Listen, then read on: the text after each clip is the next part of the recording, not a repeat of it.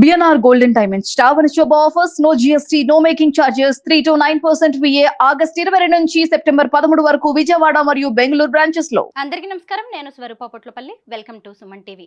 మంత్రి కొండా సురేఖ కుమార్తె కొండా సుస్మిత వ్యాఖ్యల మీద కాంగ్రెస్ పార్టీలో దుమారం రేగుతోంది. తన టార్గెట్ రేవంత్ రెడ్డి మాత్రమేనని, కాంగ్రెస్ పార్టీ కాదు అని సుస్మిత మాట్లాడుతున్న ఆడియో ఒకటి వైరల్ గా మారింది. And I have targeted only Revanth Reddy, not the party.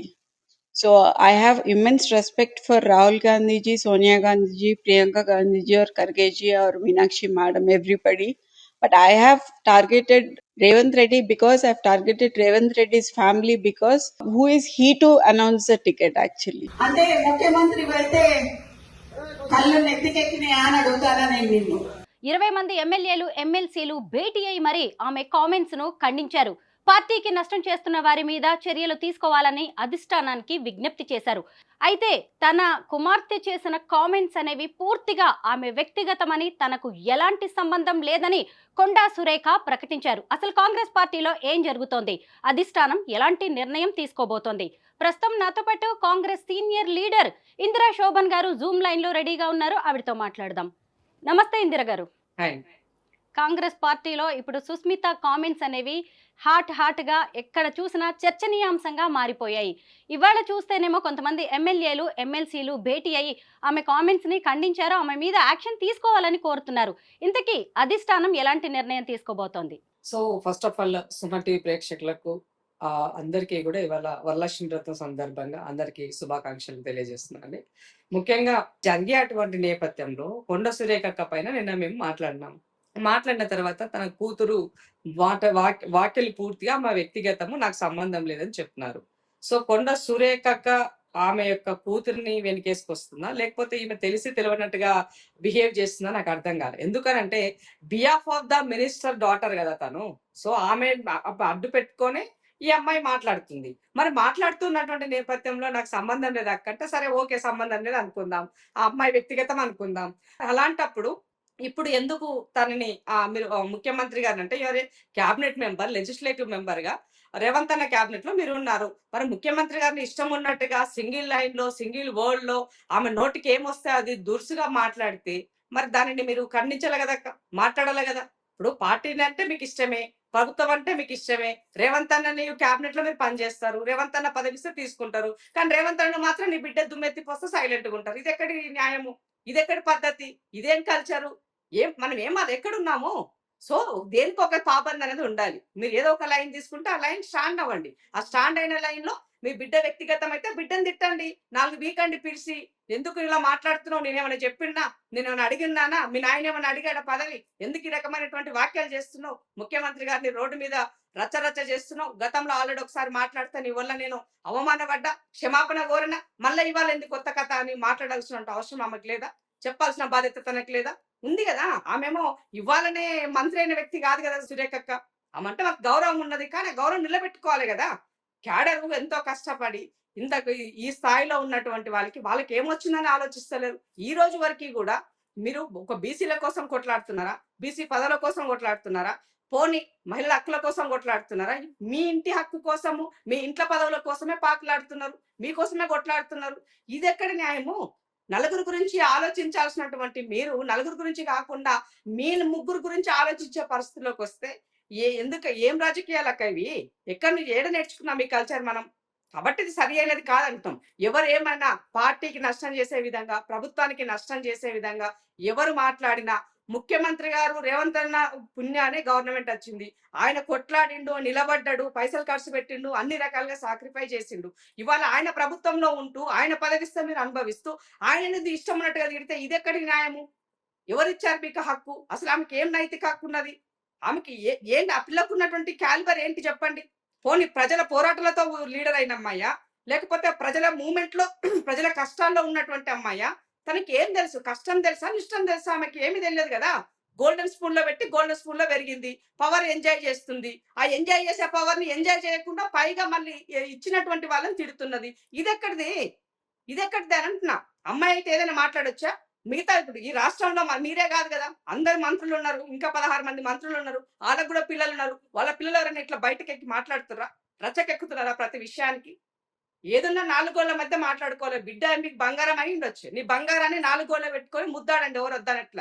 కానీ ఇవాళ బయటకొచ్చి ముఖ్యమంత్రి గారిని తిడితే అందరి మనోభావాలు దెబ్బతింటాయి. ఎందుకంటే ప్రభుత్వము, పార్టీ 2 కూడా 2 కన్నుల్లాగా ఉండాల్సిన అవసరం ఉంది. వాటిని కాపాడుకోవాల్సినటువంటి బాధ్యత కార్యకర్తల పైన ఉన్నది. ఎందుకంటే కార్యకర్తల కష్టం మీద, కార్యకర్తల యొక్క చెమట చుక్కలతోనే ఈ ప్రభుత్వం ఏర్పడ్డది. ఈ ప్రభుత్వం ఉన్నది. ఇవాళ వాళ్ళకి అందాల్సిన వాటి గురించి ఆలోచించాలి కదా!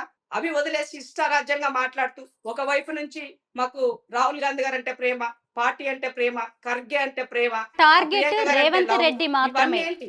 నా టార్గెట్ రేవంత్ రెడ్డి మాత్రమే, కాంగ్రెస్ పార్టీ కాదు అని పదవి ఇచ్చినందుకా? సుస్మిత మాట్లాడుతున్న రేవంత్ ఆడియో రెడ్డి ఎందుకు లీక్ అయింది. టార్గెట్? ఆమె ఎందుకు ఆ స్థాయిలో సీఎం ని టార్గెట్ చేస్తున్నారు? మిమ్మల్ని వచ్చి రాగానే రక్కున చేర్చుకున్నందుకు రేవంత్ అన్న టార్గెటా మీకు? ఎందుకు టార్గెట్ చెప్పండి? ఎలా మీ మీ ఇంటి సొత్తు అడిగినాడా? లేకపోతే మీ ఆస్తులు అడిగినారా?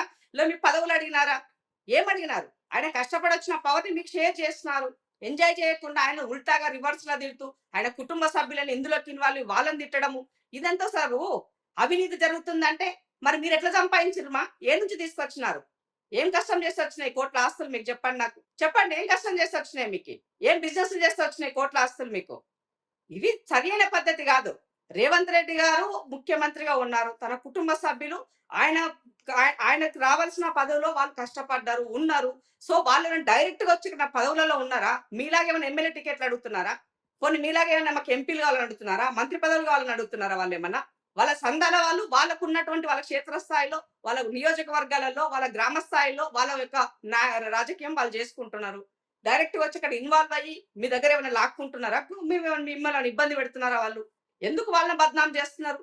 ఇవన్నీ ఫ్యామిలీకి క్లోజ్. బీజేపీ, బీఆర్ఎస్ మాట్లాడాల్సిన మాటలన్నీ మీ నోట మాట్లాడుతున్నారు. చిలక పలుకులు పలుకుతుందా చిలకమ్మ? కొండ ఫ్యామిలీకి సన్నిహితుడైన సుమంత్ మీద అటెంప్ట్ టు మర్డర్ కేసు పెట్టారు. అయితే తాను నిజాలు మాట్లాడుతున్నందుకే కక్ష సాధింపు రాజకీయాలకు రేవంత్ రెడ్డి పాల్పడుతున్నారని కూడా సుస్మిత ఆరోపిస్తున్నారు. దీని మీద మీరేమంటారు? ఇప్పుడు సుమంత్కి రాజకీయ పరిజ్ఞానము లేదు, పరిపక్వత లేదు ఆ పిల్లగాడికి. మీరు అతను ఒక ప్రైవేట్ అబ్బాయిని ఓఎస్డీగా పెట్టుకున్నారు. ఓఎస్డీగా పెట్టుకున్నప్పుడు అతని అవగాహనతో, ఇప్పుడు సురేఖకి గతంలో మురళన్న ఎంట ఉండి చూసేది. మురళన్న ఇవాళ పూర్తిగా తన యొక్క టైం తనకి ఇవ్వట్లేదు. ఆయన హెల్త్ నేపథ్యం నుంచి వాట్ ఎవర్ ఇట్ మేబీ. ఆ నేపథ్యంలో సుమంత్ అనేటోడు ఇంటి పిల్లగాడిలాగా మీరు దగ్గర పెట్టుకుని అనుకుందాము. ఆ వ్యవహారం ఎట్లుండాలి? ప్రభుత్వానికి నష్టం జరగకుండా, పార్టీకి నష్టం జరగకుండా, మీ యొక్క పేషికి చెడ్డ పేరు రాకుండా వ్యవహారం జరగాలి. అలా జరుగుతలేదు కదా. మన సీఎంఓ లెవెల్లో వాళ్ళకు ఉన్నటువంటి ఇన్ఫర్మేషన్ నేపథ్యంలో డెఫినెట్ గా అతని పైన వచ్చిన ఆరోపణల నేపథ్యంలో యాక్షన్ తీసుకున్నారు. యాక్షన్ తీసుకుంటే దాన్ని కక్షపూరితం అని ఎట్లా అంటాం మనము? సో ఇవాళ అందుకంటున్నా, మిడిమిడి జ్ఞానంతోన తెలిసి తెలవక పిసపిస ఏది పడితే అది మాట్లాడి, ఇవి ఏది పడితే అవి చేసి ఇవాళ కొండ సురేఖ పోస్టుకి ఎసరు వచ్చింది వాళ్ళిద్దరు చేయబట్టి. కాబట్టి ఆ దాంట్లో ఉన్నటువంటి ప్రాథమిక ఇన్ఫర్మేషన్ నేపథ్యంలోనే ఏం జరిగిందన్న దానికి ఆధారాలు ఉంటేనే ఎవరైనా కేసు ఫైల్ చేస్తారు. ఒకరింటికి వెళ్ళి దాడి చేసి గాయాలు చేస్తే ఊరుకుంటారమ్మా ఎవరైనా? పవర్ అధికారం ఉంటే మంత్రి పదవి నీ పేరు చెప్పుకొని నీ బిడ్డ ఈ ఒక రకమైన గుండాగిరి, అలాగే ఈ పిల్లగాడిని ఇంకో గుండాగిరి. ఇది ఎక్కడ న్యాయము? సరి అయినది పద్ధతి. ఇది మాట్లాడొచ్చా? ఇలా చెయ్యొచ్చా? ఎంత ఒదిగి ఉండాలి? ఇవాళ ఒక ఉమెన్ గా, బీసీ మహిళగా, ఇవాళ బీసీ మహిళలు అందరి తరపున మీరు ఒక రిప్రజెంటేటివ్ గా ఉన్నప్పుడు వాటి గురించి ఆలోచించాల్సిన అవసరం ఉన్నది. పదవి వస్తే ఆ పదవి అలంకరణగా కాకుండా, ఇవాళ మీకు కొత్తగా ఏం కాదు పదవి, కానీ ఆ పదవిని మనం ఎంతవరకు ప్రజలకి అందుబాటులో వస్తున్నాం, ప్రభుత్వానికి ఏం చేస్తున్నాం కూడా ఆలోచించుకోవాలి కదా. అవన్నీ వదిలేసి ఏంటి అంత చిల్లర పంచాయతీ పొద్దున్న లేస్తే. కాబట్టి సహనం నశించింది కాబట్టి తీరా స్థాయికి వచ్చినటువంటి నేపథ్యంలో డెఫినెట్ గా ఎక్కడో ఒక దగ్గర వీటికి ఫుల్ స్టాప్ పడాలి. ఒకరిని చూసి ఒకరు కుక్కను చూసి నక్కవాత పెట్టుకున్నట్టుగా ఒకరిని చూసి ఒకరు ఏమైతుందిలే మాట్లాడితేనే లైట్ తీసుకొని తిరుగుతున్నారు. ఆ లైట్ కి ఒకసారి ఏమంటారు చురుకలు అంటిస్తే అందరు సెట్ రైట్ అవుతారు పైనుంచి కింది దాకా. కాబట్టి ఎవరిని ఉపేక్షించాల్సిన అవసరం లేదు.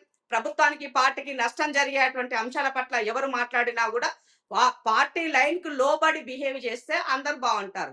అది దాటి ఎక్కువ చేసినట్లయితే కష్టపడ్డోడు డెఫినెట్ గా వాళ్ళను పీకండ్రా బాబు అని చెప్తారు. ఇప్పుడు అదే జరుగుతున్నది. అందుకని ఇవాళ అమెరికా వెళ్ళినటువంటి రేవంత్ అన్న అమెరికాకు వెళ్లకుండానే యూకే నుంచి రిటర్న్ అయ్యే పరిస్థితికి ఎందుకు వచ్చింది? దీంట్లో బీజేపీ భాగస్వామ్యం ఏంటి? ఎవరు వెనక ఉండి మీరు ఇవన్నీ చేస్తున్నారని అడుగుతున్నాం మేము ఇవాళ.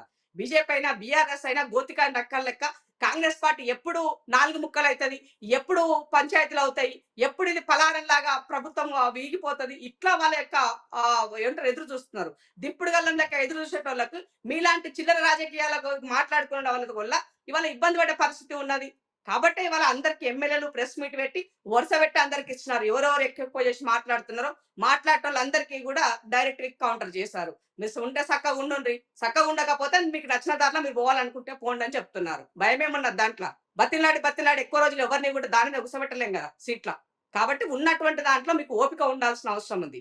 ఇది మీకు పవర్, మీకు వచ్చిన పవర్ ని మీరు ఇముడ్చుకోలేకుండా దాన్ని డైజెస్ట్ చేసుకుంటలేదు. ఎప్పుడెప్పుడు ఈ పవర్ వెళ్ళిపోవాలా, మాకు అవసరం లేదనుకుంటే వద్దంటే వదిలేసేయండి, వేరే వాళ్ళు చేస్తారు కదా. ఎందుకు ఈ చిల్లర రాజకీయం, చిల్లర పంచాయతీ? పొద్దున్న లేస్తే అనుభవం లేనటువంటి వాళ్ళు, భాగస్వామ్యం లేనటువంటి వాళ్ళు, కనీసం మినిమం వాళ్ళకి ఏ మాత్రం బాధ్యత లేనటువంటి వాళ్ళు కూడా ముఖ్యమంత్రిగా మాట్లాడితే పడతారా అండి ఎవరైనా? ఎందుకు పడాలా? దేనికోసం పడాలి? రేవంత్ రెడ్డి గారి కష్టంలో మీరు ఏమున్నారు? ఎక్కడున్నారు మీరంతా? ఎక్కడున్నారు? ఆయన వర్కింగ్ ప్రెసిడెంట్ గా పాదయాత్ర చేసినాడు, మీరు ఎక్కడున్నారు? ఆయన పీసీ ప్రెసిడెంట్ గా పాదయాత్ర చేసినాడు, మీరు అంతా ఎక్కడున్నారు? ఎవరు దాంతో నిలబడి పని చేసినారు? పవర్ ఇందిరా గారు, అందరు నిలబడ్డారు, అందరు చేశారు. సుస్మిత కామెంట్స్ అనేవి పూర్తిగా ఆమె పర్సనల్, నాకు ఎలాంటి సంబంధం లేదు అని సురేఖ గారు చెప్తూ ఉన్నారు. అయితే ఒక మంత్రి గారికి తెలియకుండానే ఇదంతా జరిగింది అనుకోవాలా, లేదంటే పక్కా వ్యూహం ప్రకారమే జరుగుతోందా? ఇప్పుడు సురేఖకి నిజంగా తెలియకపోతే నీ బిడ్డనే సొంతంగా మాట్లాడిందని కాసేపు అనుకుంటే, ఆ పిల్ల మాట్లాడిన దానికి మరి నువ్వు తల్లిగా అమ్మని మందలించాలి కదా. నీకు నాకు సంబంధం ఉండాలంటే నేను చెప్పినట్టు విను. ముఖ్యమంత్రి గారిని నువ్వు పల్లెత్తి మాటనొద్దు, పార్టీని పల్లెత్తి మాటనొద్దు, ఏమున్నా నేను చూసుకుంటాని అద్దులో పెట్టుకోవాల్సిన పరిస్థితి అక్కగా ఉన్నది కదా, లేదా? మీరిద్దరంటే మీ ఇద్దరి యొక్క అండదండలు చూసుకుని ఆ పిల్ల చెలరైపోతుంది. ఆ చెలరేగే పిల్లని అదుపులో పెట్టాల్సిన బాధ్యత తల్లిదండ్రులే కదా. లేకపోతే మీ పెంపకం గురించి, మీ చేసే విధానం గురించి ప్రశ్నించాల్సిన పరిస్థితి వస్తుంది కదా. ఇవాళ నలుగురు ముందు ఎందుకు అక్క నువ్వు దోషిగా నిలబడుతున్నావు? దోషిగా నిలబడుతున్నావు అని అంటే అర్థం ఏంటి? మీరు తెలిసి తెలియనట్టు ఉంటున్నారు అనుకోవాలనా? లేదు అని అనుకుంటే నడిచేది నడుస్తుందన్న ఒక లైన్ లో మీరు వెళ్తున్నారా? ఎట్లా ఆలోచించారు? కూతుర్ని ముందు పెట్టి రాజకీయం నడుపుతున్నారు అనుకోవచ్చా తల్లిదండ్రులు? ఇప్పుడు 2 లైన్లు ఉన్నాయి ఇక్కడ. మేము నిన్నటిదాకా ఏం మాట్లాడినాం? నిన్న నేను మాట్లాడినప్పుడు అక్కని చాలా ప్రొటెక్ట్ చేస్తూ, తల్లిని నీ చర్యల వల్ల అక్క ఇవాళ అవమానాలు పాలవుతున్నది, తలదించుకున్న పరిస్థితి వచ్చింది, క్షమాపణలు కోరే పరిస్థితి వచ్చింది, ఇది కరెక్ట్ కాదు, మార్చుకొని వైఖరి అని చెప్పినాం.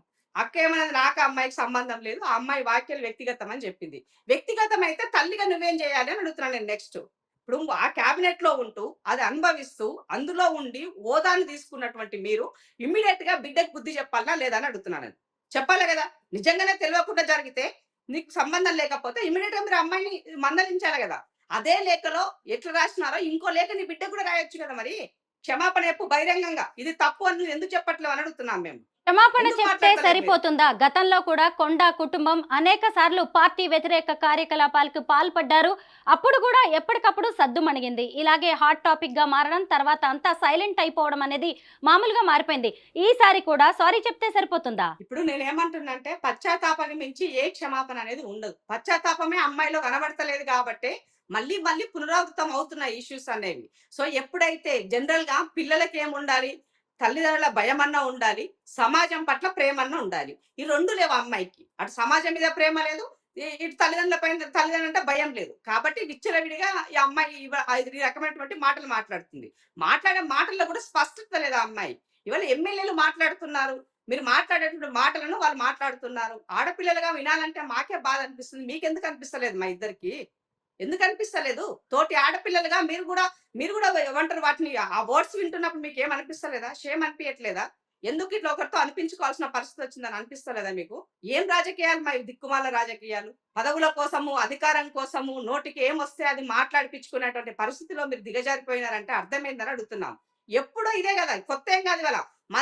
గతంలో మంత్రి పదవి ఉన్నప్పుడు ఇదే పరిస్థితి ఉండే. ఏ పార్టీలో పోతే ఆ పార్టీలో, ప్రతి పార్టీలో నుంచి ఇవే పంచాయతీలు, గొడవలు. స్టెబిలిటీ ఎక్కడ లేదు. మీలో లోపం ఉన్నదా? ఆ నాయకత్వంలో వాళ్ళలో లోపం ఉన్నది. ఎవరి లోపం ఉన్నది? ఎందుకు ఈ రకమైనటువంటి వైఖరి? స్టాండ్ అనేది ఉండాలి. ఇప్పుడు సురేఖ బోలాగా ఉండేటువంటి వ్యక్తిత్వం, ఆ బోలాగా ఉండేటువంటి వ్యక్తిత్వానికి ఇట్లాంటివి ఎందుకు సమస్యలు వస్తున్నాయి? ఎవరి ద్వారా వస్తున్నాయి? తండ్రి బిడ్డతో వస్తున్నాయా? పోనీ మీ వ్యక్తిత్వంతో వస్తున్నాయా? మీ ముగ్గురు వల్ల వస్తున్నాయా? ఒకసారి మీరు కూర్చొని ఆలోచించుకోండి. ఏం జరుగుతుందన్న దానికి మీకే క్లారిటీ దొరుకుతుంది. ఒకరితో అనిపించుకునే స్టేజ్ మీది కాదు కదా, 10 మందికి చెప్పే స్టేజ్ మీది. ఇందిర గారు, సుస్మిత పరకాల సీట్ మీద చాలా ఆశలు పెట్టుకున్నట్టుగా కనిపిస్తోంది. అప్కమింగ్ పరకాల ఎమ్మెల్యే అంటూ ఏకంగా ఇన్‌స్టాగ్రామ్‌లో పోస్ట్ పెట్టేశారు. ఆ తర్వాత ఇష్టం వచ్చినట్టుగా రేవంత్ రెడ్డి మీద పార్టీ లేదంటే రేవూరి ప్రకాష్ రెడ్డి మీద ఆమె కామెంట్స్ చేయడం అనేది జరిగింది. అయితే రాబోయే 20 ఏళ్ల పాటు నేనే పరకాల ఎమ్మెల్యేని అంటూ కూడా ఆమె అనౌన్స్ చేసుకున్నారు. ఎందుకు అంత నమ్మకం? ఒకవేళ భవిష్యత్తులో అన్నీ సద్దుమణిగిపోయి మళ్ళీ ఆమెకు గనక పరకాల సీట్ అధిష్టానం ఇస్తే మీలాంటి కార్యకర్తల అభిప్రాయం ఏంటి? అది ఇవి తెగే వరకు వచ్చింది ఇష్యూ. అది అతికే పరిస్థితులు అయితే కనబడతలేదు నాకు తెలిసినంత వరకి. ఈ అమ్మాయి ఒక ఎమ్మెల్యేని పట్టుకొని సిట్టింగ్ లో ఉన్న ఎమ్మెల్యేని ముఖ్యమంత్రి గారు భరోసా, ఒక కాన్ఫిడెన్స్ ఇచ్చే ప్రయత్నంలో చెప్పుకున్నారు. చెప్తే మీకేంటి దురద అని అడుగుతున్నాను నేను. మీకు సీట్ కావాలనుకుంటే దమ్ముంటే ఆ సీట్లు ఇచ్చే ఇంకా 2½ ఇయర్స్ తర్వాత ఆ పంచాయతీ. అప్పుడు కొట్లాడండి. అప్పుడు మీ యొక్క టాలెంట్ చూపించండి. టికెట్ అంటే ఊరికేది కాదు కదా! ఆ సర్వేలు చేస్తారు. ఎవరికి బాగుంది? ఉన్న స్ట్రాటజీ ఏముంది? అవతల వ్యక్తికి ఏ పార్టోడు ఎవరికి టికెట్ ఇచ్చాడు? ఎవరిస్తే గెలుస్తారు? ఇవన్నీ ఉంటాయి కదా పార్టీకి. సిడబ్ల్యూసీ వాళ్ళది ఉంటుంది. ఏఐసీసీది ఉంటుంది. పీసీసీది ఉంటుంది. సో, కమిటీలందరూ రిపోర్ట్స్ చేయాలి. అందరూ ఒప్పుకోవాలి. ప్రజల నుంచి మీ పేరు రిఫర్ అవ్వాలి. ఇవన్నీ ఉంటాయి కదా టికెట్ అంటే. అంత ఈజీగా మీరు ఏదో రాసుకోంగానే పంపిణీకి రాచరికం కాదు కదా! కాబట్టి ఇవాళ ఎప్పుడో జరిగే దాని కోసము ఇవ్వాలనే డప్పులు కొమ్ములు పెట్టి మొత్తం ఆగమెందుకైతురో అది అర్థమైతలేదు వాళ్ళకి. ఈ టోటల్ ఎపిసోడ్ లో వాళ్ళకి వచ్చిందేంటో నాకైతే ఇప్పుడు కూడా అర్థం కాల. మరి తెలివి ఉండి చేస్తారా, తెలివి లేక చేస్తారో అర్థం కావట్లే. దానికి ఇష్టం ఉన్నట్టుగా డైపర్లో అంటే డైపర్ వేసుకొని తిరుగుతున్నాడు. అలాంటి ఎమ్మెల్యేలకు మళ్ళీ అనౌన్స్ చేస్తుండంటే మరి నీకు ఆరోగ్యం బాగాలేకపోతే బెడ్ మీద బెడ్ వేసి చేయరా నీకు? నువ్వు వేసుకోవా? నాయనకు బాగాలేకపోతే ఏట్లేరా? దీని గురించి మాట్లాడారు ఎవరు? ఎందుకమ్మా అది? గెలికించుకోవడం ఎందుకు? గలీజ్‌గా మాట్లాడుకునుడు ఎందుకు? ఏం సంస్కారం అది? ఏడ నేర్చుకున్నావు అంతా? ఇదేనా భాష? ఈమె ప్రజలకు పనికొస్తది. ఈమె ప్రజాప్రతినిధి అయితదట. ప్రజాప్రతినిధి అంటే ఎంత ఓపిక ఉండాలా? సహనం ఉండాలా? ఎనక ఉన్న బ్యాచ్ 2 ఈలలేయంగానే 4 సప్పట్లు కొట్టంగానే ఇదే పెద్ద గొప్ప అనుకుంటే ఎట్లా? ఎప్పుడైనా ప్రజాక్షేత్రంలో ప్రజల సమస్యల పట్ల, రుగ్మతల పట్ల అవగాహనతోనే జనంల మధ్య తిరిగితే జనం ఏందో తెలుస్తది. అమ్మ నాయన ఏర్పాటు చేయగానే ఆ ప్లాట్‌ఫార్మ్‌లో పోయి కూర్చొని మైక్ పట్టుకొని మాట్లాడొస్తే ఇదే రాజకీయం అనుకుంటే అది మొత్తం మీద కొండా సుస్మిత ఎపిసోడ్ రాజకీయ వర్గాల్లో కలకలం రేపుతోంది. హైకమాండ్ ఎలాంటి నిర్ణయం తీసుకుంటుంది అని అందరూ ఆసక్తిగా, ఉత్కంఠగా ఎదురు చూస్తూ ఉన్నారు. Thank you so much Indira Shobhan గారు.